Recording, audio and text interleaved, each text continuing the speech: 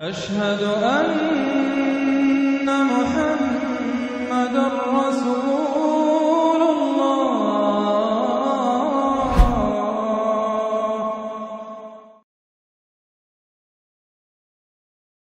أعوذ بالله من الشيطان الرجيم بسم الله الرحمن الرحيم الحمد لله رب العالمين الرحمن الرحيم مالك يوم الدين إياك نعبد وإياك نستعين اهدنا الصراط المستقيم صراط الذين أنعمت عليهم غير المغضوب عليهم ولا الضالين آمين اللهم صل على محمد وعلى آل محمد كما صليت على إبراهيم وعلى آل إبراهيم إنك حميد مجيد اللهم بارك على محمد وعلى آل محمد কামা বারাকত আলা ইব্রাহিম ওয়ালা আলি ইব্রাহিম ইন্নাকা হামিদুম মাজিদ। আসসালামু আলাইকুম ওয়া রাহমাতুল্লাহি ওয়া বারাকাতুহু।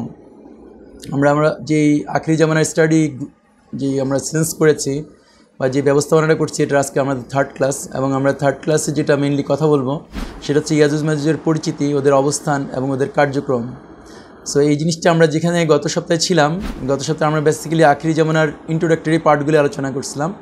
ওইখানে কয়েকটা মেইন পয়েন্ট আমরা আলোচনা করছিলাম যেগুলো আমাদের মেইন পিলার হিসেবে কাজ করবে আখিরি জামানার বিভিন্ন ইস্যুগুলো বোঝার জন্য। যেহেতু হাদিসগুলো এবং কোরআন আয়াতগুলো এমন হয়ে আছে যেটাকে আমাদের কাছে কোরিলেট করতে হয়, এবং কোরিলেশনটা যত পারফেক্ট হবে তত বেশি এটা আমাদের কাছে বোধগম্য হবে।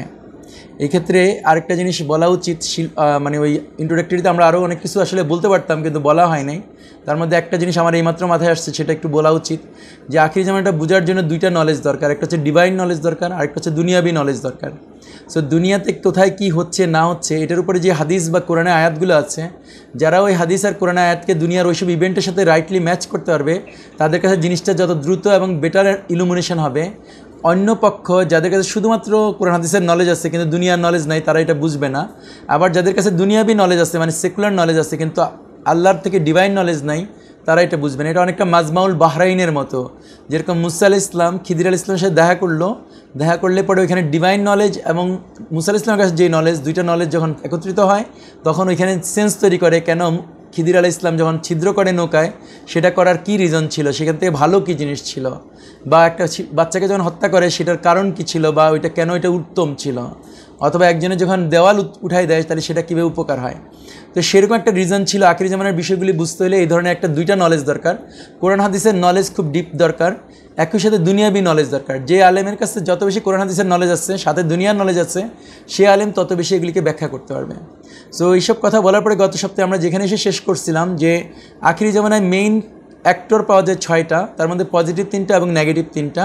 সো আমরা প্রথম নেগেটিভ জিনিসগুলি আলোচনা করি, যেহেতু পজিটিভগুলি আমরা হতে পারে সুযোগ থাকলে আমরা ইনশাল্লাহ কথা বলবো, বাট নেগেটিভ ইস্যুগুলি বুঝলে যেটা হবে, কারণ এই নেগেটিভ ইস্যুগুলো আমাদের মধ্যে কুফর, শিরক এগুলো হচ্ছে ঢুকাই দিচ্ছে, যার জন্য আমরা এই জিনিসগুলি বেশি জানা উচিত। সো আজকে আমরা নেগেটিভ ইস্যুর মধ্যে প্রথম ইয়াজুজ মাজুজ নিয়ে কথা বলবো। নর্মালি আজকের যে আলোচনা, সেই আলোচনাতেই এই কতটুকু আমরা হতে পারে বুঝবো ইয়াজুজ মাজুজ সম্পর্কে মানুষের প্রচলিত ধারণা কী, এটা আমরা জানবো ইনশাল্লাহ। মূলের উপর ভিত্তি করে ইয়াজুজ মাজুজের ব্যাখ্যাটা কী হতে পারে সেটা আমরা বুঝবো। কোরআন ও হাদিসের আলোকে ইয়াজুজ মাজুজের পরিচিতি দিব, যাতে কিনা আমরা বুঝতে পারি ইয়াজুজ মাজুজ কে, কারা, এটা কি আসলে প্রচলিত ধারণার মতো না আসলে প্রচলিত ধারণার বাহিরে কোরআন হাদিসে অন্য কথা বলতেছে। ইয়াজুজ মাজুজ কী করে, ওদের চারিত্রিক বৈশিষ্ট্যটা কী, সেটা নিয়ে আমরা কথা বলবো। এদের টার্গেট মিশন বা পৃথিবীর মানুষের উপর এর প্রভাবটা কী, এটাও আমরা কথা বলবো। আর তারপরে যে অংশটুকু কোরআন হাদিসের আলোকে ওদের অরিজিনাল অবস্থা, আমার মনে হয় না আমরা আজকে এটা আর করতে পারবো। আমরা শুধু উপরে এই অংশটুকু আলোচনা করে আজকে মেইনলি শেষ করবো ইনশাল্লাহ। সো ইয়াজুজ মাজুজ সম্পর্কে মানুষের যে প্রচলিত ধারণা সেটা সম্পর্কে এরকম বলছি যে নর্মালি দেখবেন আপনারা যদি ইন্টারনেট ঘাটাঘাটি করেন, ডান পাশে যে ছবিগুলি দিছে এগুলো হচ্ছে ইয়াজুজ মাজুজের ছবি দিছে ওরা। অ্যাকচুয়ালি ইয়াজুজ মাজুজ ছবি এরকম, ওদের কোনোভাবে এটাকে আইডেন্টিফাই করার সুযোগ নাই যে ওরা এরকম, অথবা ওদেরকে দিছে এরকম। এটা হচ্ছে ইয়াজুজ মাজুজের ছবি দিছে। ডেফিনেটলি যারা এইগুলি ছবি দিছে তারা এটাকে ইনভেনশন করছে বেজ অন দ্য হাদিসের কিছু কিছু বর্ণনার কারণে, কিন্তু এটা কি ফ্যাক্টস কিনা সেটা আল্লাহ ভালো জানে। আমরা অবশ্য লাস্টে গিয়ে আমরাও কিছু ছবি দিব, এবং তখন আপনারা হয়তো পারে বুঝবেন যে অন্যরকম আসবে, এক ধরনের অবিশ্বাসও আসতে পারে, আবার কারো কারো সেন্সে আসলে তারা বিশ্বাসও করতে পারে, আল্লাহ ভালো জানে। সো মেইনলি প্রচলিত ধারণা হচ্ছে তারা ঠিক মানুষ না, মানুষের মতো হতে পারে।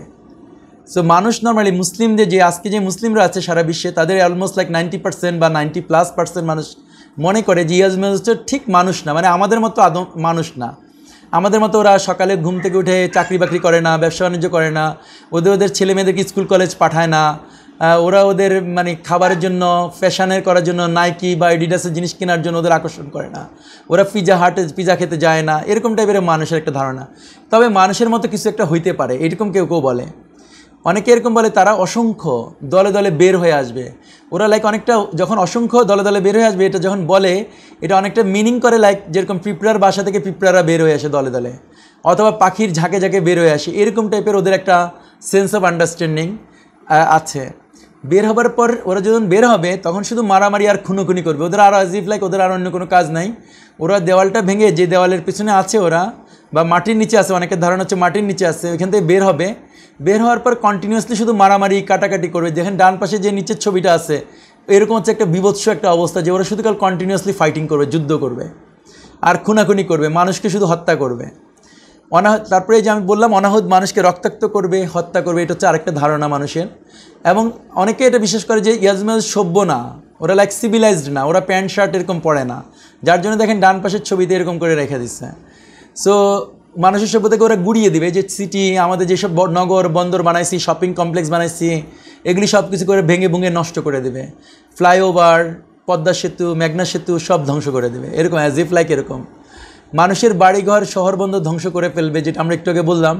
পৃথিবীর সব পানি খেয়ে ফেলবে, যুদ্ধ করা যাবে না, ওদের সাথে যুদ্ধ করা যাবে না, আর ওরা পৃথিবীর সব পানি খেয়ে ফেলবে। ওরা মাটির নিচে আর একটা পৃথিবীতে আছে, যেটা কিনা আমাদের একজন আলেম বলছেন ওনার একটা ইয়ে থেকে, সেখান থেকে আমি এটা নিচ্ছি। সো ওরা হচ্ছে যে কী করবে, মাটির নিচে আছে এবং ওইখানে মাটির নিচ থেকে পৃথিবীতে বের হয়ে আসবে। ওরা এখানে আরেকটা নিচের আরেকটা পৃথিবীতে আছে। চীনের প্রাচীরের ওই পাশের চীনারাও ইয়াজমেজ হইতে পারে। অনেকের একটা ধারণা যে চীনের যে প্রাচীর আছে, যেটা ইট দিয়ে তৈরি করা, ইট সুরকি দিয়ে, সেটার ওই পাশে চীনারা যারা আছে, ওই চীনারাও হইতে পারে ইয়াজমেজ হয়ে বেড়ে আসবে একদিন। তারপর হচ্ছে ওরা দজ্জালকে মারার পর বের হবে। ইয়াজমেজ বের হতে পারবে না যতক্ষণ পর্যন্ত ঈসা আলাইহিস সালাম নেমে এসে দজ্জালকে হত্যা করবে, তারপরে শুধু এইসব ইয়াজমেজরা বের হবে, এর আগে ইয়াজমেজরা বের হবে না। এটা একটা ধারণা, বাট এগুলি আসলে এই প্রচলিত ধারণা আমি সেগুলি আনছি যেগুলি আসলে হাদিস এবং কোরআনের সাথে কন্ট্রাডিকশন করে, এবং হাদিস এবং কোরআনে এইভাবে বলে নাই, সেজন্য এগুলি এখানে প্রচলিত ধারণার আন্ডারে আনছি। সব মানুষকে মারার পর ওরা ঈসা আলাইহিস সালামকে তাড়া করবে এবং পৃথিবীর অন্যান্য সব মানুষকে মেরে ফেলবে। তারপরে ঈসা আলাইহিস সালাম এবং তার অনুসারীদেরকে ওরা তাড়া করবে। ইয়াজমেজ বের হতে এখনও অনেক দেরি, এরকম বলবে। আপনি যদি কখনো আলোচনা করতে চাইবেন, বেশিরভাগ মানুষের পয়েন্ট হবে এরকম, ভাই এটা অনেক দেরি। এটা এমন এক লম্বা টান দিয়ে বলে যে সে আসলে এটা নিয়ে শুনতেও চাচ্ছে না, এটা নিয়ে তার ইচ্ছা নাই। সে মনে করে সে মরে যাবে, তার ছেলের জেনারেশন মরে যাবে, তবুই ইয়াজমেজ বের হবে না, এরকম একটা ধারণা মানুষের। ওদের কান হাতির মতো, একটা কান ছাদের মতো, এরকম আমাকে কিছু ভাই বলে এরকম যে আপনি কি জানেন ইয়াজমেজের কান হচ্ছে হাতির কানের মতো। এক কান দিয়ে ওরা বিছনা বানায় যেটার মধ্যে ওরা শোয়, আর এক কান দিয়ে ওরা ওদের ছাদ বানায় যাতে কিনা বৃষ্টির পানি ওদের গায়ে না পড়ে। এরকমও আমাদের মধ্যে এই ধারণাগুলো আছে এরকম। সো আমরা দেখি এবার মূলের উপর ভিত্তি করে ইয়াজমেজের ব্যাখ্যা কি এটা আমরা দিব। তার আগে আমি আসলে কোরআন হাদিসের উপরে আগে এটা বলে নিই, তারপরে এটা বলবো। কোরআন হাদিসের আলোকে ইয়াজমেজের পরিচিতিটা এরকম। কোরআনের আলোকে বলা যায় দুনিয়াতে শান্তি স্থাপনের নিমিত্তে ইয়াজমেজ ফাসাদ করে। কোরআনে যেভাবে ইয়াজমেজ কথাটা এসছে সেটা আসছে যে ইয়াজমেজ দুনিয়াতে ফাসাদ করে। আসলে ইয়াজমেজ যখন ফাসাদ করে তখন ওরা বলে যে আমরা শান্তি স্থাপন করার জন্য, মানে পৃথিবীর মানুষের উপকার করার জন্য ওরা হচ্ছে ফাসাদ করে। ওরা জানে না যে ওরা ফাসাদ করে, ওরা বলে যে আমরা শান্তি স্থাপন করতে চাই। আমরা মানুষ যখন অভুক্ত থাকে আমাদের কাছে খুবই খারাপ লাগে, সো আমরা মানুষকে বেশি বেশি খাওয়াইতে চাই, এরকম একটা সেন্স আসে। ওরা বলে যে আমরা মানুষ যে অসুস্থ থাকে এটা আমাদের ভালো লাগে না, আমরা মানুষকে চিকিৎসা দিতে চাই, মানুষের জন্য চিকিৎসা ওদের দোর গোড়ায় পৌঁছে দিতে চাই। এটা হচ্ছে ওদের কথা, মানে ওরা মানুষের উপকারের জন্য কাজ করে। কিন্তু হ্যাপেন টু বি ওরা যেটা উপকারের জন্য কাজ করে, রেজাল্ট হয় যে ওইটার কারণে মানুষ মারামারি কাটাকাটি এগুলি করে। অনেক মানে একটা স্টেজের পর স্টেজ এসে দেখা যাচ্ছে মানুষ মারামারি করে, ফ্যাসাদ করে, মানে হচ্ছে যে কন্টামিনেশন করে। সোসাইটির মধ্যে শান্তি থাকার কথা ছিল, ভাইয়ে ভাইয়ে মিল থাকার কথা ছিল, মুসলিম ইউনিটি থাকার কথা ছিল, কিন্তু ওদের শান্তি স্থাপনের কারণে, ওদের আইডিয়ার কারণে, যেমন ওরা যেমন বললো একটা কথা উদাহরণস্বরূপ আমি বলতেছি যে এরকম করা হচ্ছে ইন্টারফেথ ডায়ালগ চালু করা উচিত। যখন ওরা ইন্টারফেথ ডায়ালগ চালু করে কিছুদিন পরে দেখা যায় ওইটা নিয়ে বিভেদ আরও বাড়ার পরে ওরা মারামারি কাটাকাটি করে ফেলে, এরকম টাইপের। ওরা হচ্ছে নির্দিষ্টক্ষণ আসার আগ পর্যন্ত তারা দেওয়াল ছিদ্র করে বের হতে পারবে না। আর এটা হচ্ছে আল্লাহ বলতেছে কোরআনে যে আল্লাহ যে টাইমটা ওদের জন্য সেট করে রাখছে, ওদের জন্য যে তাকদির সেট করছে, সেই তাকদিরের সময় আসার আগ পর্যন্ত ওরা দেওয়াল থেকে ছিদ্র করে বের হতে পারবে না। কিন্তু যেটা করতে পারবে, ওরা দেওয়াল ছিদ্র করতে পারবে, ছিদ্র করে করে এমন জায়গায় পৌঁছাতে পারবে যেই জায়গাতে ওরা সূর্যের আলো দেখতে পাবে। মানে দেওয়ালটা এমনভাবে ছিদ্র করলো, ছিদ্রের ওই পাশে যে সূর্যের রে সেটা ওরা দেখতে পারে, এই পর্যন্ত ওরা সর্বোচ্চ ছিদ্র করতে পারে। এবং আল্লাহ রাসূল এই হাদিসে বলতেছে যে ওরা যেদিন ইনশাআল্লাহ বলবে সেদিন হচ্ছে ওইটা আর ভরবে না, ওইটা আবার ওরা বের হয়ে আসতে পারবে। সো ওরা প্রতিদিন ডিগিং করে এবং ডিগিং করতে করতে দেওয়ালটাকে এমন এক জায়গায় পৌঁছে যে জায়গায় ওরা ছিদ্র ওই পাশে সূর্যের আলো দেখতে পারে। এতটুকু পর্যন্ত ওদের করার ক্ষমতা আছে, যেদিন পর্যন্ত আল্লাহ ওদেরকে বের করার জন্য সুযোগ না দিবে। আমরা দেখবো যে ওরা বের হয়েছে কিনা পরে আগামী পর্বের হাদিসে ইনশাআল্লাহ। ছাড়া পাওয়ার পর তাদের কিছু সংখ্যক অন্যান্যদের উপর কর্তৃত্বের আসনে বসবে। এটা সূরা কাহাফের 99 নম্বর আয়াতে বলতেছে আল্লাহ যে ওরা যখন ছাড়া পাবে, আপনার এটা অবশ্যই বোঝার জন্য যেটা করতে হবে, ওয়ার্ড বাই ওয়ার্ড ট্রান্সলেশন দেখতে হবে কোরআনের, তখন আপনারা এই সেন্সটা পাবেন। ওরা যখন ছাড়া পাবে, ওই দেওয়াল থেকে ছাড়া পাবে, তখন ওদের অল্প কিছু সংখ্যক অন্যান্যদের উপর কর্তৃত্ব করবে, মানে পৃথিবীর মানুষের উপর ওরা কর্তৃত্ব করবে অল্প কিছু সংখ্যক ওদের। এই ধরনের হচ্ছে ওদের সম্পর্কে কোরআনে বলা আছে। হাদিসের আলোকে হচ্ছে ইয়াজুজ মাজুজ হচ্ছে আদম সন্তান। আল্লাহ রাসূল সাল্লাল্লাহু আলাইহি ওয়াসাল্লাম বলতেছে যে ইয়াজুজ মাজুজ হচ্ছে আদম সন্তান, যেরকম আদম আলাইহিস সালামের সন্তান হচ্ছে আমরা, একই রকম আদম আলাইহিস সালামের সন্তান হচ্ছে যে আমরা ইয়াজুজ মাজুজ আদম আলাইহিস সালামের সন্তান। তো আমরা যেটা বলতেছিলাম যে কোরআনের আলোকে আমি বললাম, তারপর হাদিসের আলোকে যেটা আমরা পাচ্ছি যে ইয়াজুজ মাজুজ হচ্ছে আদম সন্তান। আরেকটা হাদিসে আল্লাহ রাসূল সাল্লাল্লাহু আলাইহি ওয়াসাল্লাম বলছে ইয়াজুজ মাজুজ হচ্ছে হাশরের মাঠে আদম সন্তানদের প্রতি 1999 জনই হবে ইয়াজুজ মাজুজ। সো আমরা যে হাশরের মাঠে যত মানুষ আসবে আদম আলাইহিস সালাম থেকে শেষ মানুষটা পর্যন্ত, ওদের মধ্যে প্রতি 1999 জন হবে ইয়াজুজ মাজুজ। তারপরে বলছে যে ছাড়া পাওয়ার পর হজ ও উমরা চলতে থাকবে। ইয়াজুজ মাজুজ, এটা হচ্ছে বুখারীর একটা হাদিস যে ইয়াজুজ মাজুজ ছাড়া পাওয়ার পরেও হজ এবং উমরা চলতে থাকবে। সো হজ আর উমরা বন্ধ হবে না, কিন্তু অন্য হাদিস আছে যে হচ্ছে হজ এবং উমরা স্থগিত হবে, আখিরি জামানায় হজ এবং উমরা স্থগিত হবে, যেটা কিনা ধরেন এই বছর আমাদের কাছে হজ আর উমরা স্থগিত হয়ে আছে।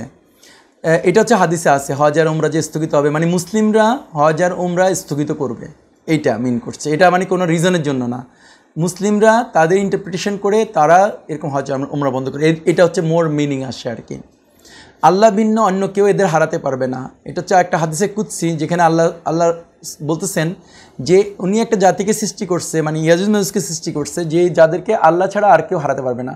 যার জন্য আমরা কোরআনের মধ্যে দেখি যখন জুলকারনাইন আলাইহিস সালামকে বলা হয় যে ইয়াজুজ মাজুজ এসে ওনার এখানে ফাসাদ করে, এই জন্য জুলকারনাইন আলাইহিস সালাম যদিও পশ্চিমের যারা ছিল তাদেরকে উনি শাস্তি দিচ্ছে এবং বলছে আল্লাহ আবার শাস্তি দিবে, কিন্তু ইয়াজুজ মাজুজের ক্ষেত্রে উনি কোনো রকমের ওদেরকে প্রতিবন্ধকতা করে না, উনি ওদেরকে বিরুদ্ধে যুদ্ধ করতে যায় না, যদিও আল্লাহ ওনাকে সব ক্ষমতা দিচ্ছিল। তো এটা রিজনটা হচ্ছে যে কারণ উনিও জানতেন যে ইয়াজুজ মাজুজ হচ্ছে আল্লাহ শুধুমাত্র এদেরকে হারাতে পারবে।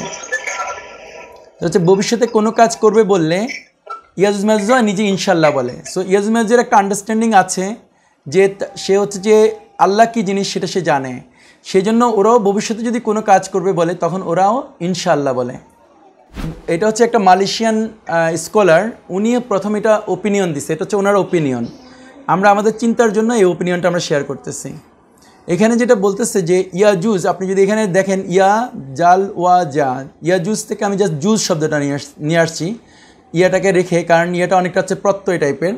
তো জুজকে যখন যে জাল ওয়া জাল, এই জুজ শব্দের অর্থ উনি বলতেছেন যে আগের যুগে, আগে যে আরবি বা ইনিশিয়াল স্টেজে যে আরবি, উনি ভাষাতত্ত্ববিদ আর কি, ল্যাঙ্গুয়েজ সেন্সে বলতেছে, নেগেটিভ বা ক্ষতিকর শয়তানি কাজ হলে ওটাকে জুজ বলে। সো আমরা যদি কোনো কাজটা যদি নেগেটিভ হয়, যেমন মিথ্যা কথা বলা, মানুষের ক্ষতি করা, মানুষকে হত্যা করা অন্যায়ভাবে, ওই ধরনের কাজকে জুজ বলে। শুধু তাই না, ওই ক্ষেত্রে হচ্ছে যে স্বতঃস্ফূর্তভাবে নেগেটিভ বা ক্ষতিকর কাজ করে অথচ সমাজে নিজেকে পজিটিভ কিংবা যথার্থ হিসেবে উপস্থাপন বা এস্টাবলিশ করে, ওই ধরনের কাজ হচ্ছে জুজ বলে। সো আমি যদি একটা নেগেটিভ কাজ করি বা ক্ষতিকর কাজ করি, কিন্তু ক্ষতিকর কাজটাকে আমি সমাজে এস্টাবলিশ করি অ্যাজ ইফ লাইক পজিটিভ কাজ বা ভালো একটা কাজ, তাহলে ওই ধরনের কাজকে বলবে যে জুজ। আমি আশা করি বুঝছেন না, তারপর আরেকবার বলি যে জুজ হচ্ছে ওই ধরনের নেগেটিভ কাজ বা ক্ষতিকর কাজ, যে নেগেটিভ বা ক্ষতিকর কাজকে যিনি করেন উনি সমাজের মধ্যে পজিটিভ হিসেবে উপস্থাপন করেন, আসলে ওই কাজটা পজিটিভ না। ফর এক্সাম্পল, বাংলাদেশে এখন কি করা হচ্ছে যে নারী স্বাধীনতার জন্য কাজ করা হচ্ছে বা সমকামিতার জন্য কাজ করা হচ্ছে, এটা একটা নেগেটিভ কাজ, ক্ষতিকর কাজ, কিন্তু এটাকে উপস্থাপন করা হচ্ছে it's like as if like positive, এবং তারপর ওরা এটা এস্টাবলিশ করবে। যারা এটা করে তাদেরকে আল্লাহ বলতেছে ইয়াজুজ। ফর এক্সাম্পল এরকম নেগেটিভ কাজ যারা করে তাদেরকে বলা হয় ইয়াজুজ। যারা নেগেটিভ কাজকে পজিটিভ হিসেবে উপস্থাপন করে এবং এস্টাবলিশ করে তারা হচ্ছে ইয়াজুজ। আর মাজুজ হচ্ছে তারা যে ইয়াজুজের নেগেটিভ কাজকে শুধু সমর্থনই করে না, বরং অফিসিয়ালি ওই নেগেটিভ কাজটিকে প্রয়োজনীয় কিংবা যথার্থ হিসেবে স্থাপিত করে। সে সাথে মজলুমের উপর অন্যায়ের দায়ভার চাপিয়ে দেয় ও সমাজে তা প্রতিষ্ঠিত করে। তার মানে হচ্ছে মাজুজরা হচ্ছে ইয়াজুজ যে খারাপ কাজগুলি করবে এবং সেটাকে পজিটিভ হিসেবে উপস্থাপন করবে, মাজুজের কাজ হচ্ছে ওইটা শুধু সমর্থন করবে না, বরং অফিসিয়ালি ওই নেগেটিভ কাজটাকে কী প্রয়োজন আছে, কী আছে না আছে এগুলি বলে সমাজে স্থাপিত করবে। এবং শুধু সমাজে স্থাপিত করতে গিয়ে যাদের সাথে ওদের কন্ট্রাডিকশন লাগবে, ফর এক্সাম্পল ধরেন সমকামিতা করতে গিয়ে হুজুরদের সাথে কন্ট্রাডিকশন লাগলো, তাহলে ওরা হুজুররা মজলুম হলো, কারণ হুজুরদের ধর্মের উপরে সে হাত দিল, মুসলিমদের ধর্মের উপরে সে হাত দিল। কিন্তু জিনিসটা এরকম করবে, ওরা এমন একটা সিচুয়েশন করবে যে অ্যাজ ইফ লাইক মুসলিমরা হচ্ছে সমাজের মধ্যে প্রবলেম করতেছে, ফ্যাসাদ তৈরি করতেছে, মুসলিমরা হচ্ছে সমাজের মধ্যে মারামারি কাটাকাটি অন্যায়ভাবে ওদের রাইটস নষ্ট করতেছে, সমাজের মধ্যে একটা হাউকা বা বিশৃঙ্খলা সৃষ্টি করতেছে। এটা হচ্ছে মাজুজদের কাজ। সো আমরা যেটা সামারি করলে পাচ্ছি সেটা হচ্ছে অ্যাক্টিভলি একটা কাজ করার মাধ্যমে প্রতিপক্ষের ক্ষতি করে, যেমন ইয়াজুজ করে। এটা আরেকভাবে একটু উদাহরণ নেন, যেমন আপনারা ধরেন ইসরায়েলের একটা ব্যাপার দেখেন, ইসরায়েলি যারা ছিলেন অরিজিনালি তারা ছিলেন প্যালেস্টিনিয়ান, মানে আরব ছিলেন। ইউরোপিয়ান সাদা চামড়ার লোকেরা ইসরায়েলে এসছে 1948 থেকে, ওরা বসতি শুরু করছে এবং তারপরে অরিজিনাল যারা প্যালেস্টাইনি ছিল তাদেরকে মারতেছে, কাটতেছে, সব কিছু করতেছে গত মোর দেন 70 ইয়ার্স থেকে। কিন্তু প্রতিবার যখনই কিছু একটা হয়, বিকজ তারা ওদের ল্যান্ড গ্র্যাব করতেছে, ওদের রাজধানী নিয়ে যাচ্ছে, ওদের ইস্ট জেরুজালেম দখল করছে, ওদের বাড়ি দখল করছে, ওদেরকে রিফিউজি তৈরি করছে, অ্যাসেট্রা একটার পর একটা করতেছে। কিন্তু ওদের কথাবার্তা হচ্ছে কি অ্যাজ ইফ লাইক হচ্ছে প্যালেস্টাইনিরা হচ্ছে সব ক্রিমিনাল, প্যালেস্টাইনিরা হচ্ছে টেরোরিস্ট, প্যালেস্টাইন হচ্ছে ক্ষতিকর। সিমিলারলি আপনি যদি দেখবেন যে শাপলা চত্বরের ক্ষেত্রে, শাপলা চত্বরে অনেক অসংখ্য আলেম গেছেন, বলা হয় যে 20 লাখ প্লাস আলেম গেছেন। ওনারা গেছেন কী জন্য? ওনারা গেছে বাংলাদেশের 13টা জিনিস ওনাদের দাবি নিয়ে গেছেন, এই দেশের সরকারের কাছে গেছেন, যারা ক্লেম করার চেষ্টা করে যে আমরা মুসলিম, তাদের কাছে মুসলিমদের ফান্ডামেন্টাল 13টা দফা নিয়ে গেছেন, 13টা মতামত নিয়ে গেছেন। এই 13টা দফার জন্য ওরা দাবি করছে যেরকম করে বাংলাদেশের আইন অনুযায়ী যেভাবে সরকারের কাছে দাবি দেওয়া করতে হয় সেভাবে করছেন। কিন্তু ওইখানে যাওয়ার পরে ওদেরকে রাতের বেলা হত্যা করা হলো, রাতের বেলা ওদেরকে উচ্ছেদ করা হলো। তারপরে ওদের নামে বলা হলো যে ওরা হচ্ছে ওইখানে ব্যাংক ডাকাতি করতে গেছে, ওরা গাছ পোড়াই ফেলছে, গাছ উপড়াই ফেলছে, কোরআন পোড়াই ফেলছে, অ্যাজ ইফ লাইক আলেমরা হচ্ছে ওইখানে গিয়ে অপরাধ করছে। সো ওর ক্ষতিটা হলো কারা? মরলো বেশি আলেমরা, কষ্ট পাইলো আলেমরা, বা জেলখানায় গেল আলেমরা। কিন্তু মানুষের কাছে এস্টাবলিশ হলো যে ওই আলেমরা ওইখানে গিয়ে কোরআন পড়াইছে, ওই আলেমরা ওইখানে গিয়ে ব্যাংক পাড়া লুট করতে গেছিলো, ওইখানে গাছ উপড়াই ফেলছে এবং ওরা ভয়ঙ্কর কোনো ক্ষতি করতে পারতেছিল। সো এটা হচ্ছে ইয়াজুজ প্রথম অ্যাকশানটা নিচ্ছে, মাজুজ তারপরে এটাকে ফ্যাসিফাই করছে মিডিয়া দিয়ে, এবং মিডিয়া দিয়ে করার পরে সাধারণ মানুষ কী ফিল করলো যে হুজুরদের ওইখানে যাওয়ার দরকারই ছিল না। সো হুজুরদের বিরুদ্ধে চলে গেল মানুষ, বা মানুষের সাইকোলজিক্যালি তারা ওর অপোজিশনে এস্টাবলিশ হলো, এরকম টাইপের। এটা হচ্ছে মাজুজীয় কাজ, মাজুজের একটা কাজ। সো তারপরে আমি যেটা বলতেছিলাম সেটা হচ্ছে এরকম যে ইয়াজুজ মাজুজের টার্গেট বা মিশন কি? পৃথিবীতে শান্তি স্থাপন করার নিমিত্তে পুরো বিশ্বের নিয়ন্ত্রণ একটি সত্তা বা নেতার নিয়ন্ত্রণে আনা হচ্ছে ইয়াজুজ মাজুজের মেইন টার্গেট বা মিশন। হ্যাঁ, সো ইয়াজুজ মাজুজের একটা মিশন দিচ্ছে, এটা আল্লাহ সেট করে দিচ্ছে ওদেরকে। ওদের মাথার মধ্যে, ওদের থিঙ্কিংয়ের মধ্যে, ওরা যেহেতু সবচেয়ে আপার ক্লাস পিপল, সো ওরা চিন্তা করে যে মানুষের জন্য পৃথিবীতে কীভাবে আর একটু ভালো শান্তির ব্যবস্থা করা যায়, মানুষকে কীভাবে আর একটু আরামায়েশে রাখা যায়, মানুষকে কীভাবে অভাব-অনটন থেকে বের করে দেওয়া যায়, মানুষের সেভিংস কীভাবে বৃদ্ধি করা যায়, মানুষের স্বাস্থ্যসেবা কীভাবে ভালো করা যায়, মানুষের জ্ঞান বিজ্ঞান শিক্ষা এগুলি কীভাবে উপরের স্তরে উঠানো যায়, মানুষকে কীভাবে এমন বিধিবিধান দেওয়া যায় যাতে ওই বিধিবিধানের কারণে মানুষ লাইফটাকে ইজি হয়ে যায়, মানুষ খুব ইজি গোয়িং চলতে পারে, মানুষ যেন কোনো কারণে ফর এক্সাম্পল একটা বিয়ে করে যেন শান্তি না থাকে, ওরা যেন মানে অ্যাজ ইফ বিয়ে করে একটা বন্ধন, শুধু একটা কী বলে একটা লিমিটেশনস। সো বিয়ে টাইপের জিনিসপত্র উঠাই দেওয়া যায় যাতে কিনা মানুষ যখন যেই দিকে ইচ্ছা সেইভাবে চলাফেরা করতে পারে। এগুলো হচ্ছে ওদের চিন্তা। ওরা অ্যাজ এ হিউম্যান বিইং হিসাবে ওরা চিন্তা করে কি কি করলে মানুষ আরেকটু আরামে থাকবে, আরেকটু সুখে থাকবে, কোন প্যাশন আনলে ভালো হবে, কোন ডিজাইন আনলে ভালো হবে, কোন জাতীয় মুভি দিলে ভালো হবে, বাচ্চাদের জন্য কোন খেলনা দিলে ভালো হবে। দে are always thinking like that. তারা কখনো এটা করে না যে আল্লাহ যে বিধিবিধান দিচ্ছে সেটা যে বাইবেলে কী আছে, তৌরাতে কী আছে, জবুরে কী আছে, হিন্দু ধর্মে কী আছে, বৌদ্ধ ধর্মে কী আছে, তারা ওইটার ব্যাপারে রাইট মনে করে না। ওরা মনে করে যে ওই জিনিসগুলো এত পুরনো, ওইটার আর কোনো ইউটিলাইজেশন নাই, ওই জিনিসগুলো হচ্ছে নির্যাতক, ওই জিনিসটা হচ্ছে নিষ্পেষক, এরকম হচ্ছে ওদের একটা সেন্স অফ আন্ডারস্ট্যান্ডিং। সেই প্রেক্ষিতে ওরা শান্তির নিমিত্তে আল্লাহর সৃষ্টি নিয়ে ওরা হচ্ছে যে বিভিন্ন রকম অল্টারেশন করে, বিভিন্ন রকম এডিং করে। এডিং বলতে এরকম নতুন নতুন আইটেম তৈরি করে, অথবা আল্লাহর সিস্টেমটাকে ওরা নষ্ট করে দেয়। এইভাবে নষ্ট করে দেয় যে ওর মধ্যে অল্টারেশন করে, কিছু যোগ করে, কিছু বিয়োগ করে, in the name of research, in the name of science. ওরা এই কাজ করে করে সব পুরো যে আল্লাহর যে সিস্টেম ছিল সেই সিস্টেমটাকে ওরা নষ্ট করে দেওয়াটাই হচ্ছে ওদের মেইন কাজ। তো ফর এক্সাম্পল আমি এখানে কয়েকটা উদাহরণ দিচ্ছিলাম। এরা যখন এটা করে, এদের আরেকটা ইন্টেনশন হচ্ছে কি, ওরা যেহেতু বেশি বুঝে, ওরা মনে করতেছে যে ওদের দায়িত্ব হচ্ছে বিশ্বকে নিয়ন্ত্রণ করা, so that they can actually let the people live very peacefully, খুবই শান্তির সহিত বসবাস করবে। এটা হচ্ছে ওদের একটা ইন্টেনশন। সেই জন্য কিন্তু ওই মাধ্যমে ওইটা করতে গিয়ে ওরা গ্র্যাজুয়ালি ওদের কাছে নিয়ন্ত্রণটা নেয়। সো নিয়ন্ত্রণ নিলে ওরা মনে করতেছে যদি আমার আন্ডারে যদি থাকে, লেটস সে ফেসবুকের মধ্যে পৃথিবীর সমস্ত মানুষ কানেক্টেড হলো, তাহলে আমরা একটা মেসেজ দিলে সব মানুষ পেয়ে যাবে, এটা হচ্ছে ওদের একটা ভালো। কিন্তু ওরা ইনডাইরেক্টলি সমস্ত মানুষকে নিয়ন্ত্রণ করতেছে এরকম একটা সেন্সে, সো দ্যাট আমি জানি কার অভাব আছে কতটুকু, সো এর জন্য চাইল্ড ভাতা দিব, এর জন্য হচ্ছে বৃদ্ধ ভাতা দিব, ওর জন্য অমুক ভাতা দিব, এরকম করার ওদের চিন্তা। কে কত টাকা ইনকাম করে, কেমনে করে, সম্পূর্ণ একটা ওয়েল ম্যানেজড একটা সিস্টেম করে। যেমন ফর এক্সাম্পল আল্লাহ পৃথিবীকে ম্যানেজ করে, যেরকম আমরা ইয়াতে পড়ি, সূরা আর রহমানে পড়ি যে আল্লাহ রাউন্ড দ্য ক্লক ব্যস্ত, কারণ আল্লাহ মানুষের বিভিন্ন লোক বিভিন্ন কিছু আল্লাহর কাছে বলে, প্রার্থনা করে, আল্লাহ সেই জিনিসটার সমাধান করতে থাকে। সূরা আর রহমানের মধ্যে বলতেছে, এখানেও সেম ওরা বলতেছে আল্লাহ না, বরং আমরা নিয়ে আসি আমাদের কন্ট্রোলে, so that we can let the whole ওয়ার্ল্ডের পিপলদেরকে আমরা অনেক সুখে শান্তিতে ভালোতে রাখতে পারবো, পশু পাখিদেরকে ভালো রাখতে পারবো, জীবজন্তুদের ভালো রাখতে পারবো, অ্যাসেট্রা। তাদের মাথায় অলওয়েজ নতুন নতুন আইডিয়া কিলবিল করে। সো ওইসব জিনিস করার জন্য ওরা কী করে, নতুন নতুন প্রতিষ্ঠান এস্টাবলিশ করে, ওরা বিধিবিধান দেয়, আইন কানুন দেয়। ওরা 3 ফিট, যেমন আমাদের জন্য এখন নতুন করে দিচ্ছে যে ডিস্টেন্স মেনটেন করা, সোশ্যাল ডিস্টেন্সিং। এই আইডিয়াটা কখনো এখন থেকে 2 বছর আগে পৃথিবীর কেউ জানতো না সোশ্যাল ডিস্টেন্সিং কী জিনিস, কিন্তু এখন পৃথিবীর মধ্যে রিক্সাওয়ালা, কামার, কুমার, চামার সবাই এখন সোশ্যাল ডিস্টেন্সিং বুঝে গেছে। যখনই যদি নেক্সট টাইম যদি ফেসবুকে আসে বা মিডিয়াতে আসে বা চ্যানেল আইতে আসে যে let's do social distancing, everybody know social distancing মানে কি। যেরকম আমরা ছোটোবেলায় জানতাম লেফট মানে কি, রাইট মানে কি, এই টাইপের অনেকটা।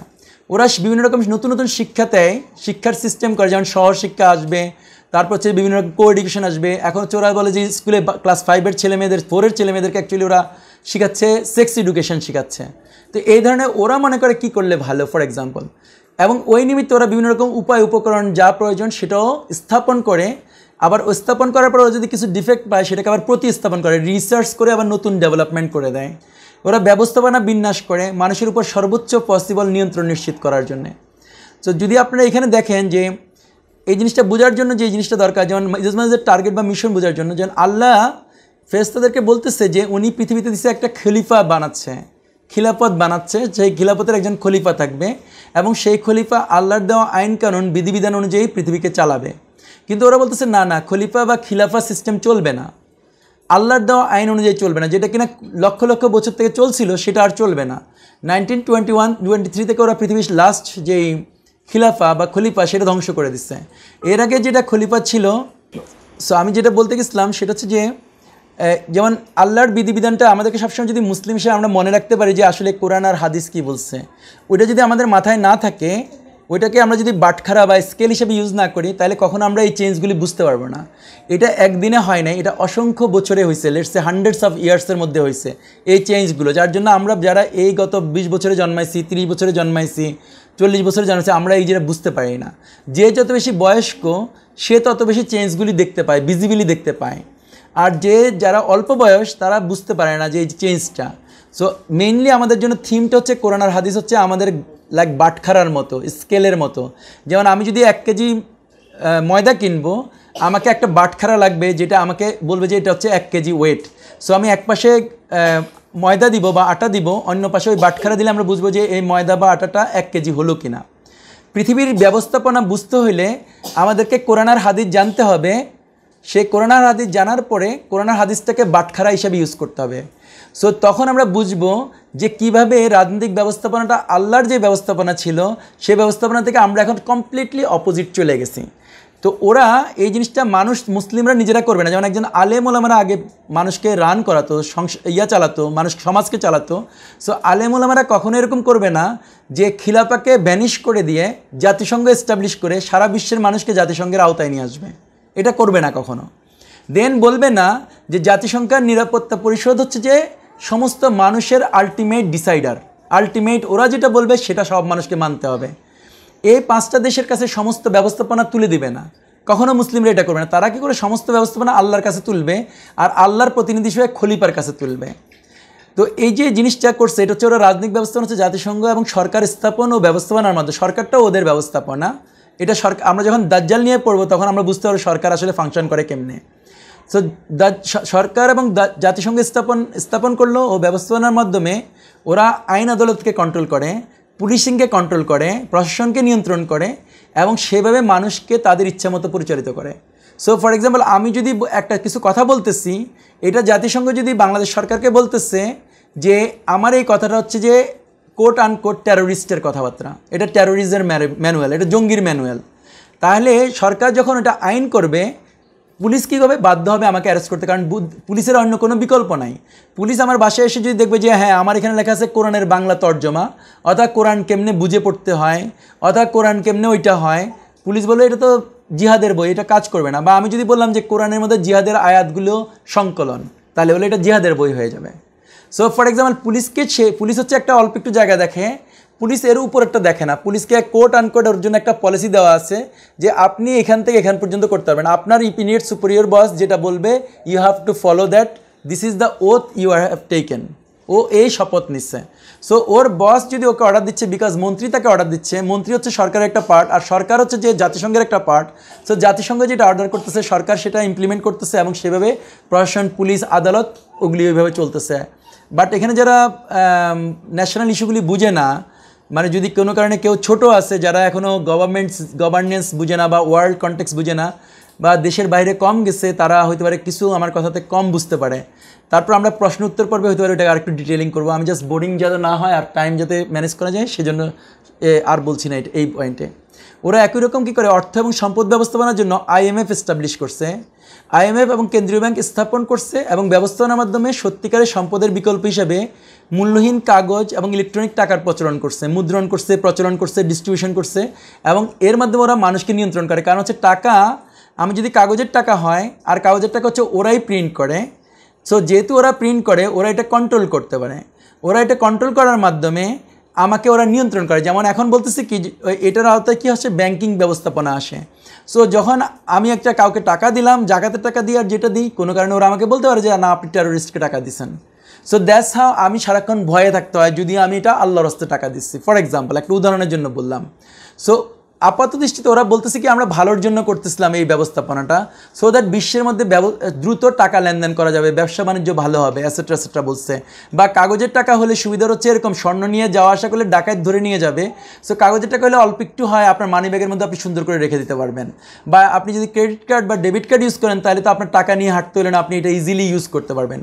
এরকম ওরা বলবে। কিন্তু আসলে ওগুলি যখন আপনি চিন্তা করবেন কোরআন হাদিস দিয়ে, তখন দেখতেছেন কি কাগজের টাকা যখন হয় তখন আল্লাহ কোরআন এবং হাদিসের মধ্যে কাগজের টাকাকে ডিসিপটিভ টাকা হিসেবে এটাকে হারাম করে দিচ্ছে।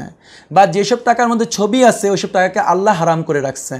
দেন হচ্ছে ইলেকট্রনিক টাকা যখন আসে সেইটার সাথে সম্পর্ক হচ্ছে সুদের। যেমন আমি ক্রেডিট কার্ড ইউজ করলে ওইটা হচ্ছে 20 দিন 50 দিন বিভিন্ন টাইম আছে, ওই টাইমের পরে সুদ যোগ হবে।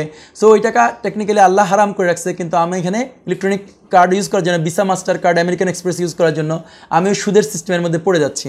এইভাবে আমি কি করছি আল্লাহ থেকে দূরে সরে যাচ্ছি। কিন্তু ওরা বলতেছে ওরা ভালোর জন্য করতেছে, বাট আমি আল্লাহর কাছে কালার হয়ে যাচ্ছি, আল্লাহর কাছে ক্রিমিনাল হয়ে যাচ্ছি।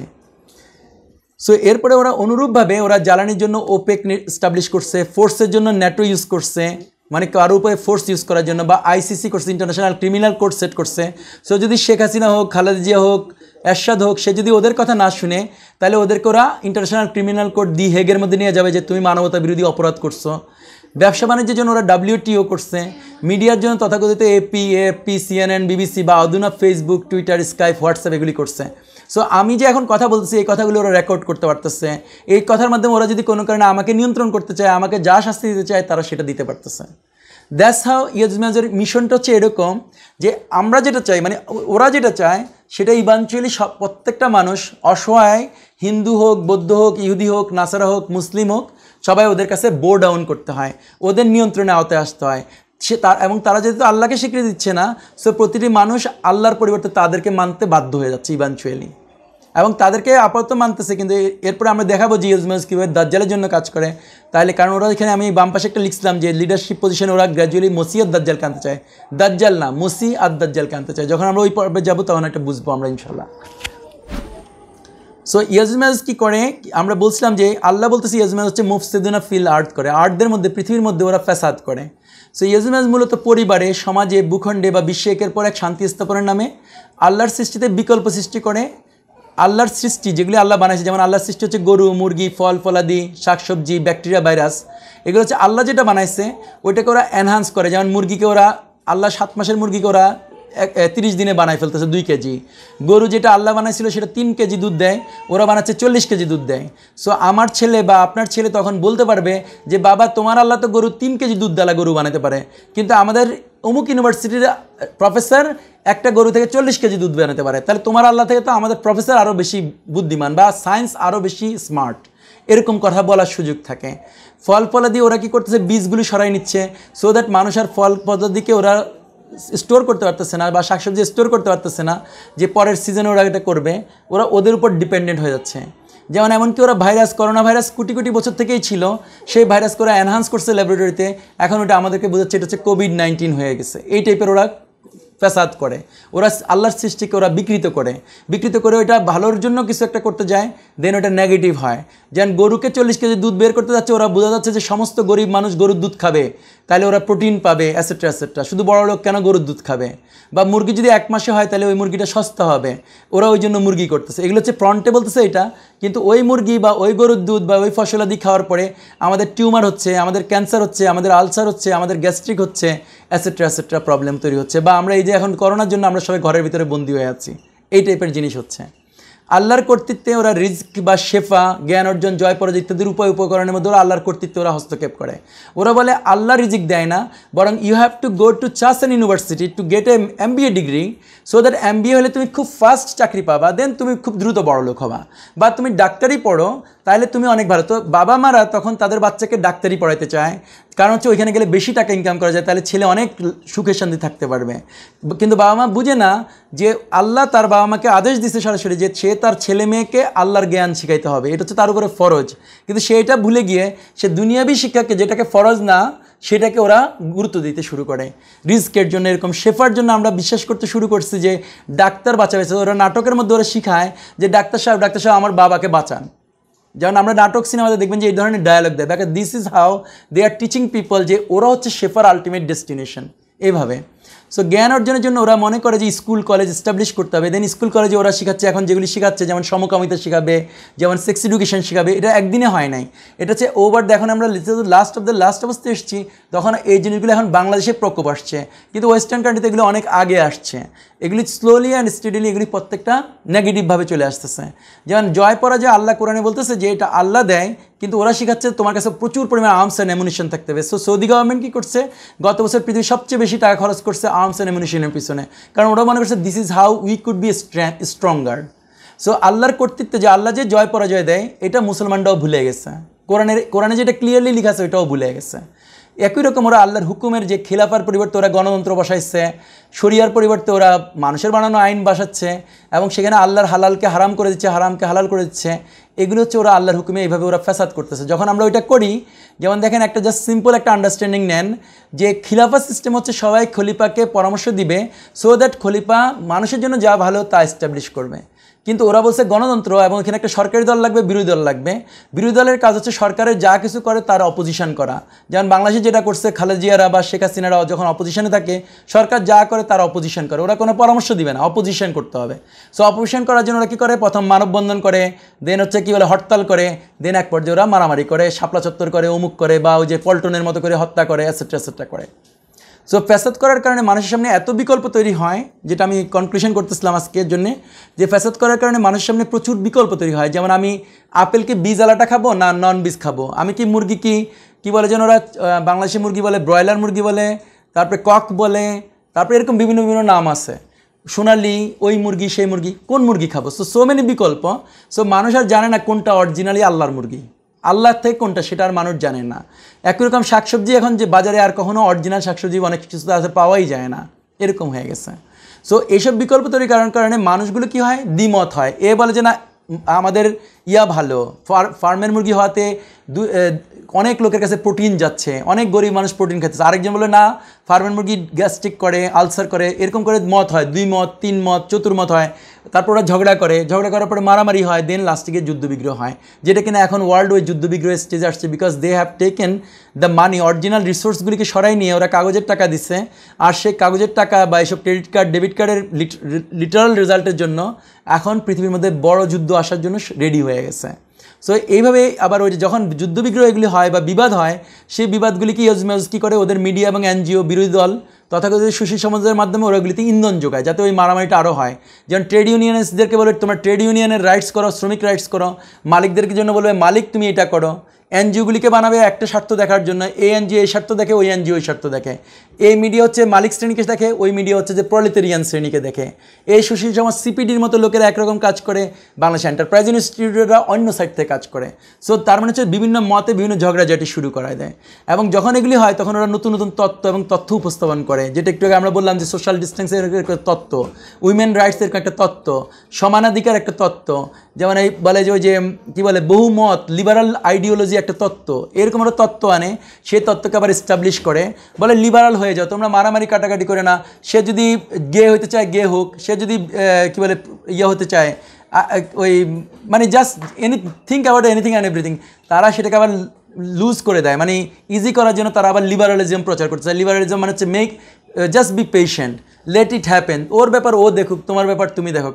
এরকম করতে করতে অ্যাকচুয়ালি যে আল্লাহর যে বিধিবিধান ছিল সেই বিধিবিধান আর কোথাও রাখতেছে না। দিস ইজ দ্য ইয়াজমাজের কাজ। তো আমার মনে হয় আজকে আমরা এতটুকুই শেষ করি। আমরা আগামী পর্বে যেটা জানবো সেটা হচ্ছে বেসিক্যালি ইয়াজমাজ কোথাও হতে এর মিশন শুরু করবে, তখন আমরা ওই মিশন থেকে জানতে গিয়ে আমরা এক্স্যাক্টলি লোকেট করতে পারবো। আল্লাহ সূরা কাহাফের মধ্যে আপনারা যদি নিজেরা পড়ে নেন এগুলি খুবই ভালো হবে। ইন দ্য মিন টাইম সূরা কাহাফের 83 নম্বর থেকে 99 নম্বর আয়াত পর্যন্ত পড়েন, সূরা আম্বিয়ার 95 এবং 96 নম্বর আয়াত পড়েন, তাহলে আমরা আগামী পর্বে যখন কথা বলবো খুব সহজে আপনারা ক্যাচ করতে পারবেন। ওয়াখির দাওয়ানা আলহামদুলিল্লাহি রাব্বিল আলামিন। এর মধ্যে এখন যদি কারো কোনো প্রশ্ন থাকে তাহলে সেটা করতে পারেন, বা কমেন্ট থাকলে ওইটাও করতে পারেন। জি, আসসালামু আলাইকুম, আসিফ বলছি। আমার সংক্ষেপে দুটো কোশ্চেন ছিল, যদি ফলো করেন। একটা হচ্ছে, তাহলে দেখা যাচ্ছে যে ইভেন মুসলিমদের মধ্যে থেকে যারা হচ্ছে যে ইয়াজুজ অথবা মাজুজের মধ্যে করছে, তাহলে তারা বেসিক্যালি তাদের কাজের মাধ্যমে তারা ইয়াজুজ মাজুজে পরিণত হচ্ছে, ব্যাপারটা কি তাই? হ্যাঁ, এক্স্যাক্টলি আপনি ঠিক ধরছেন। যেমন এটার জন্য রেফারেন্সটা হচ্ছে এরকম যে আল্লাহ যে শয়তান বানাইছে তারা হচ্ছে জিন ছিল, অরিজিনাল শয়তানটা হচ্ছে জিন।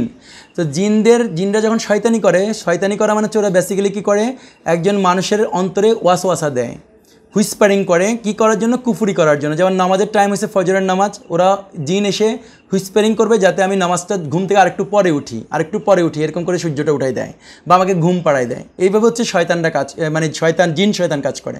দেন আল্লাহ সূরা নাসের মধ্যে বলতেছে খান্নাস, যে মানুষ শয়তান।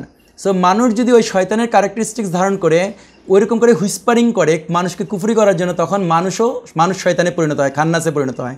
সিমিলারলি ইয়াজুজ মাজুজ যদি আল্লাহর সৃষ্টির মধ্যে কন্টামিনেশন করে, আল্লাহর শরিয়ার মধ্যে নতুন অল্টারনেটিভ তৈরি করে এবং সেই অল্টারনেটিভ এস্টাবলিশ করে আল্লাহটাকে as if like weaker, as if like আল্লাহটা বর্জনীয়, তখন হচ্ছে ওই মানুষটা ইয়াজুজ মাজের ক্যারেক্টারিস্টিক্স ধারণ করার কারণে আমরা ওকে ইয়াজুজ মাজ বলতে। আসলে ইয়াজুজ মাজ হচ্ছে একটা ক্রিয়ার সাথে রিলেটেড, যেটা আমরা দেখালাম উৎপত্তির ভিত্তিতে। সো এটা একটা অ্যাকশান, যে অ্যাকশানটা হচ্ছে যে একটা নেগেটিভ জিনিস করবে এই ইন্টেনশনে, অ্যাজ ইফ সে শান্তি এস্টাবলিশ করতেছে। অ্যাকচুয়ালি তার এইটা করার কারণে আল্লাহর বিধিবিধান বা আল্লাহর সিস্টেম বা আল্লাহর সৃষ্টি কোশ্চেনের মুখে পড়তেছে, আল্লাহর সৃষ্টি থ্রেটেনের মুখে পড়তেছে, এবং এটার ইভানচুয়াল রেজাল্ট হচ্ছে মানুষ ফ্যাসাদের মধ্যে পড়ে যাচ্ছে, মানুষ জলে এবং স্থলে সব জায়গায় ফ্যাসাদে পরিপূর্ণ হয়ে যাচ্ছে। সো যেসব মানুষরা মুসলিম হোক, খ্রিশ্চান হোক, হিন্দু হোক, ইহুদি হোক, যেই হোক, সে এটা করার কারণেই আমরা যেটা একটা হাদিস বলতেছিলাম, আখেরাতে হাসরের ময়দানে 1999 জন এই জন্য এটার আওতায় চলে আসবে, যে তারা কখনো না কখনো তারা ফ্যাসাদ করছে, আর ওই ফ্যাসাদের জন্য তারা শাস্তি ভোগ করবে, তারা দোজখে যেতে হবে।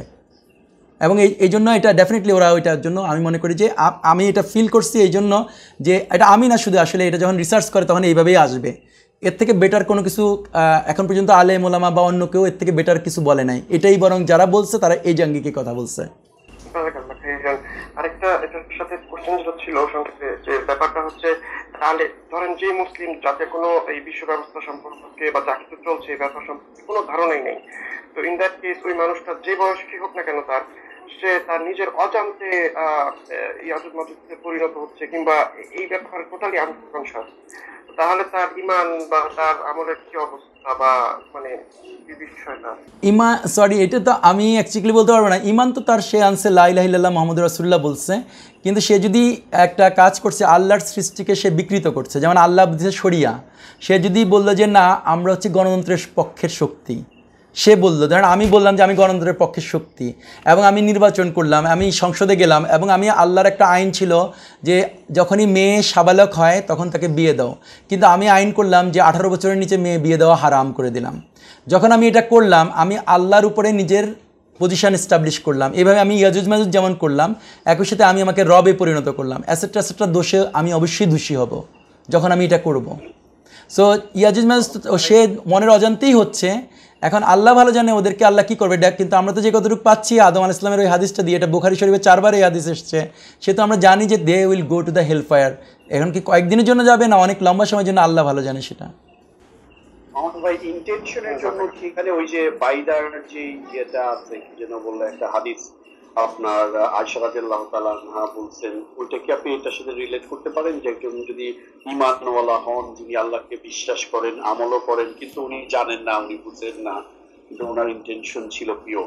ডেফিনেটলি এই আপনি ওইটার মধ্যে শেয়ার করতে পারেন। একটা হাদিস আছে যে আয়েশা রাদিয়াল্লাহু তাআলা আনহা থেকে, ওই হাদিসটাতে বলছে যে মাহদী আলাইহিস সালাম বের হওয়ার পরে উত্তর দিক থেকে একটা বাহিনী আসবে যাদের মধ্যে বিভিন্ন ক্যাটাগরির মানুষ থাকবে এবং তারা যেহেতু ইমাম মাহাদিকে অ্যাটাক করার জন্য আসবে, মক্কাকে অ্যাটাক করার জন্য আসবে, সেজন্য আল্লাহ ওদেরকে মাটিকে আদেশ দিলে মাটি ওদেরকে গিলে ফেলবে। তখন আয়েশা রাদিয়াল্লাহু বলছে ইয়া রাসূলুল্লাহ ওদের মধ্যে তো ট্রাভেলার আছে, ওদের মধ্যে তো বিজনেসম্যান আছে, ইনোসেন্ট মানুষ আছে। তখন আল্লাহ রাসূল সাল্লাল্লাহু আলাইহি ওয়াসাল্লাম বলছে যে যখন আখিরাতে উঠবে ওদের সবাইকে গিলে ফেলবে, ভালো লোককেও গিলবে, কিন্তু যখন আখিরাতে উঠবে তখন ওদের ইন্টেনশন অনুযায়ী আল্লাহ ওদেরকে মানে রেজাল্ট দিবে বা জাজমেন্ট দিবে। এই ক্ষেত্রে শুধু একটু পার্থক্য হবে যে আমরা যারা এখানে আছি এখন, আমরা যখন আল্লাহর সাথে কন্টামিনেশন করি, actually we must know the Islam. Allah যে কোরআন এবং হাদিস দিচ্ছে ওইখানে যদি আমি যদি 10 ঘন্টা পড়লাম না, ওইটার উপরে পিএইচডি করলাম না, আমি যদি কোনো কারণে জেনেটিক্যালি মডিফাইং জিএমওর উপরে আমি পিএইচডি করলাম, definitely I should be differently treated. আমি এটা ফিল করতেছিলাম এই জন্য যে আমার উপর তো মোর ফরজ ছিল আমি আল্লাহর নলেজটা নেওয়া। সো আমি এখানে গবেষণা করা আমাকে দরকার ছিল একজন আলেমের সাথে কথা বলা যে আমি এই বিষয়ে পিএইচডি করতে যাচ্ছি এই জিনিসটা নিয়ে, whether it is কমপ্লাইং with the Quran and হাদিস, এরকম কিছু তো ওনার দায়িত্ব বা ওনার জন্য তো জ্ঞান অর্জন করা ওনার জন্য ফরজ ছিল। সো এই জাতীয় জিনিসকে একটা গ্রে এরিয়া আছে এখানে, আশিক ভাই ওই হাদিসটার সাথে বাইদার হাদিসটার সাথে একটু কিছু একটা গ্রে এরিয়া আছে মনে হয়। ঠিক আছে, আমার মনে হয় আমরা ধরে নিতে পারি যে তাহলে আর কোনো কোশ্চেন নাই আজকে। আর মামুন ভাই আর কি কোনো কিছু বলার আছে? তাহলে আমরা আজকের সেশন শেষ করতে পারি। হ্যাঁ ইনশাল্লাহ, আমি শুধু ওইটাই রিকোয়েস্ট করবো যে সবাই যদি আগামী পরে মেইনলি আমরা যেটা নিয়ে কথা বলবো, ইয়াজুজ মাজুজ অরিজিনাল যারা ইয়াজুজ মাজুজ যাদেরকে আল্লাহ জুলকারনাইন আলাইহিস সালাম যাদেরকে দেওয়ালে ওই পারে আটকায় রাখছে, সেই ইয়াজুজ মাজুজকে কালকে আমরা লোকেট করার জন্য কাজ করব কোরআনের আয়াতগুলি পড়ে। সো সবাই যদি ওই আয়াতগুলি পড়ে নেয় 83 থেকে 99 সূরা কাহাফ 18 নম্বর সূরার 83 নম্বর আয়াত থেকে 99 নম্বর আয়াত পর্যন্ত যদি বাংলায় পড়ে নেয় অ্যাটলিস্ট বা ইংরেজিতে পড়ে নেয়, এটা খুবই উপকার হবে কালকের মানে আগামী শুক্রবারের সেশনের জন্য। তাহলে আমরা এক্স্যাক্টলি লোকেট করতে পারবো যে কোথায় অরিজিনাল ইয়াজুজ মাজুজ ছিল এবং কীভাবে আল্লাহ সেটা কোরআনের মধ্যে আসলে বলে দিছে, আমরা শুধু গবেষণা করলে এটা বের করতে পারতাম আর কি। এতটুকুই তাহলে আমার পক্ষ থেকে।